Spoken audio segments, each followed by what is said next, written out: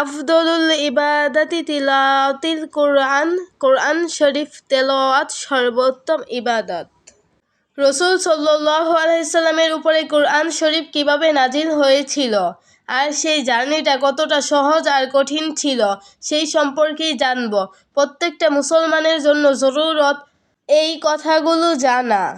আসসালামু আলাইকুম রহমতুল্লাহি ওবারাকাতুহু। সবাইকে আমার নিউ ব্লগে স্বাগতম। আপনাদের কাছে ভালো কিছু উপদেশ পৌঁছানোর জন্যই আমার অনলাইন জগতে আসা।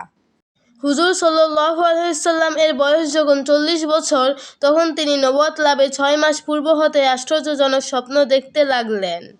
উহা সবই খাদিজা রাদিয়াল্লাহু আনহার কাছে বর্ণনা করতেন।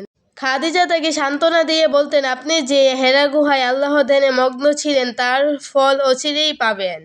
মহানবী সাল্লাল্লাহু আলাইহি ওয়াসাল্লাম নবুয়ত লাভের অল্প কিছুদিন আগে থেকেই যখন কোনো স্থানে যেতেন তখন শুনতে পেতেন কে যেন ডাকছেন, হে মুহাম্মদ।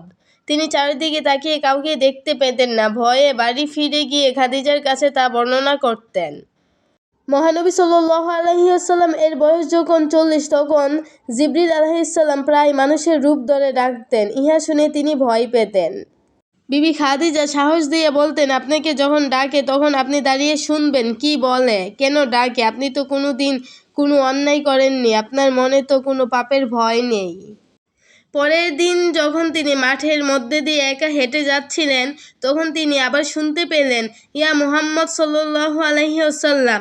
এবার তিনি দাঁড়িয়ে রইলেন। শুনতে পেলেন, আপনি ভয় পাবেন না, মহান আল্লাহ পাক শীঘ্রই আপনার উপর দায়িত্ব অর্পণ করবেন। আপনি হবেন আল্লাহর রসুল। আপনাকে এই দুনিয়ার বিপদগ্রস্ত মানুষদের সৎ পথে আনতে হবে। এরপর তিনি সাহস নিয়ে আকাশের দিকে তাকালেন। দেখতে পেলেন জিবরিল আলাইহিস সালাম মানুষের রূপ ধরে আকাশের এক প্রান্তে এক পা, অন্য প্রান্তে আরেক পা রেখেছেন। এই ভয়াবহ দৃশ্য দেখে তিনি ভয়ে কাঁপতে কাঁপতে চলে গেলেন খাদিজার কাছে। খাদিজা তাকে সান্ত্বনা দিয়ে মনে সাহস রাখতে বললেন।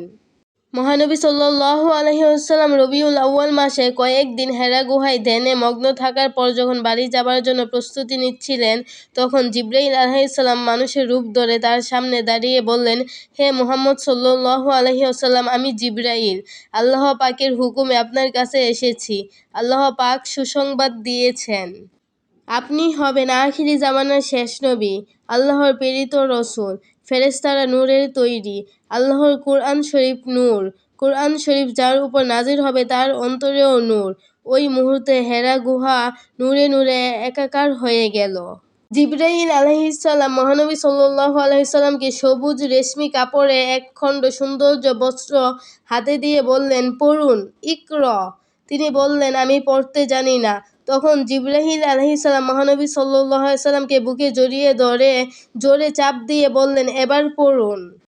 ইকরা বিসমি রাব্বিকাল্লাযী খলাক, খলাকাল ইনসানা মিন আলাক, ইকরা রাব্বুকাল আকরাম, আল্লাযী আল্লামা বিল কলম, আল্লামাল ইনসানা মা লাম ইয়ালাম। অর্থাৎ পাঠ করুন মহান সৃষ্টিকর্তার নামে, যিনি বিশ্বজগৎ সৃষ্টি করেছেন, যিনি মানুষকে সৃষ্টি করেছেন এক খণ্ড মাংস দ্বারা, এবং পাঠ করুন সেই মহান প্রভুর নামে যিনি কলম দ্বারা শিক্ষা দিয়েছেন। মানুষের কাছে যা অজানা ছিল তাই তাকে শিখিয়ে দিয়েছেন। জিবরাইল আলাইহিস সালামের সঙ্গে মহানবী সাল্লাল্লাহু আলাইহি সাল্লাম এই সব বাক্য পাঠ করলেন। এবার আর তার পাঠ করতে কোনো অসুবিধা হলো না। তিনি নিজেও বুঝতে পারলেন না কিভাবে এত সুন্দর শুদ্ধ উচ্চারণ করে পাঠ করতে পারলেন। মহানবী সাল্লাল্লাহু আলাইহি ওয়াসাল্লাম হেরা পর্বতের গুহা থেকে প্রথমে কুরআনের 5খানা আয়াত নিয়ে আসলেন। কাপা কণ্ঠে বিবি খাদিজাকে বললেন, আমাকে কম্বল দ্বারা ঢাকো। খাদিজা রাদিয়াল্লাহু আনহা তাই করলেন। তিনি সব ঘটনা খাদিজার কাছে বললেন। খাদিজা সান্ত্বনা দিয়ে বললেন, আপনি চিন্তা করবেন না, আল্লাহ পাক আপনাকে দায়িত্ব বহন করার ক্ষমতা নিশ্চয়ই দান করবেন। দ্বিতীয়বার যখন জিবরাইল আলাইহিস সালাম কুরআন শরীফের আয়াত নিয়ে আসলেন তখন মহানবী সাল্লাল্লাহু আলাইহি ওয়াসাল্লাম ঘরে চাদর দ্বারা আবৃত অবস্থায় ছিলেন। জিবরাইল আলাইহিস সালাম এসে বললেন, ইয়া আইয়ুহাল মুদ্দাসসির, হে চাদরে আবৃত ব্যক্তি, উঠুন। কুম ফাআনজির রাব্বাকা ফাকাব্বির সিয়াবাকা ফাতাহহির রুজরা ফাহজুর ওয়ালা তামনুন তাস্তাকসির। মানুষদেরকে সতর্ক করে দিন, প্রভুর শ্রেষ্ঠত্ব বর্ণনা করুন, সকল অন্যায় পরিহার করুন। এমন কোনো দান করবেন না যা ফেরত পাবার আশা থাকবে, যে তা যেন বৃদ্ধি পায়। আল্লাহ পাকের নামে ধৈর্য ধারণ করবেন।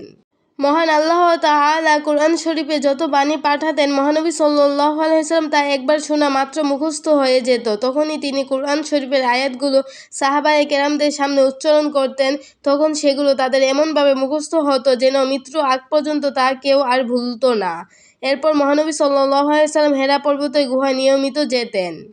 একদিন মহানবী সাল্লাল্লাহু আলাইহি ওয়াসাল্লাম হেরা গুহায় অবস্থান করেছেন। এমন সময় জিবরাইল আলাইহিস সালাম এসে তাকে নিয়ে সাফা ও মারওয়া পাহাড় ঘুরিয়ে আবার যত স্থানে নিয়ে এসে অদৃশ্য হয়ে গেলেন।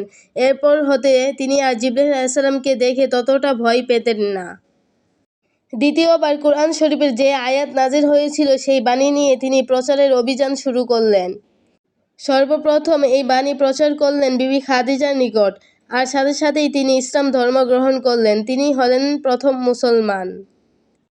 তখন মহানবী সাল্লাল্লাহু আলাইহি সাল্লাম এর অসংখ্য শত্রু এই কঠিন মুহূর্তে সত্যের অভিযানে বিবি খাদিজাকে কাছে পেয়ে বড়ই সাফল্য লাভ করলেন। আলী রাদিয়াল্লাহু আনহা বলেন, আমি মহানবী সাল্লাল্লাহু আলাইহি সাল্লামকে বলতে শুনেছি, আসমান ও জমিনের মধ্যে সর্বশ্রেষ্ঠ বুদ্ধিমতী রমণী ছিলেন বিবি খাদিজা রাদিয়াল্লাহু আনহা। মহানবী সাল্লাল্লাহু আলাইহি সাল্লামের সাথে বিবি খাদিজার বিবাহ হওয়ার পর মক্কাতে বিবি খাদিজার বিরুদ্ধে কানাঘুষা শুরু হলো যে বিবি খাদিজা বিরাট ধনী মহিলা হয়ে দরিদ্র মুহাম্মদ সাল্লাল্লাহু আলাইহি সাল্লামকে বিবাহ করেছে, এটা বড় অন্যায় হয়েছে। এই কথা শুনে বিবি খাদিজা রাদিয়াল্লাহু আনহা দুঃখিত হয়ে একটা ভোজ সভার আয়োজন করলেন। সব বড় লোকেরা খাদিজার বাড়িতে উপস্থিত হলেন। খাদিজা রাদিয়াল্লাহু আনহা সবাইকে খাবার পরিবেশন করলেন। ভোজের শেষে তিনি বললেন, আমার একটা বক্তব্য আছে আপনাদের কাছে। তারা বলল, কি বক্তব্য? আমি বিরাট ধনী মহিলা হয়ে মুহাম্মদ সাল্লাল্লাহু আলাইহি সাল্লামকে বিয়ে করে অন্যায় করে ফেলেছি, তাই না? এবার খাদিজা রাদিয়াল্লাহু আনহা জোরালো কণ্ঠে বলে উঠলেন, আপনারা সকলে সাক্ষী থাকেন, আজ হতে আমার সকল ধন সম্পত্তি, বাড়িঘর সবকিছু আমার স্বামী মুহাম্মদ সাল্লাল্লাহু আলাইহি সাল্লামকে দান করে দিলাম।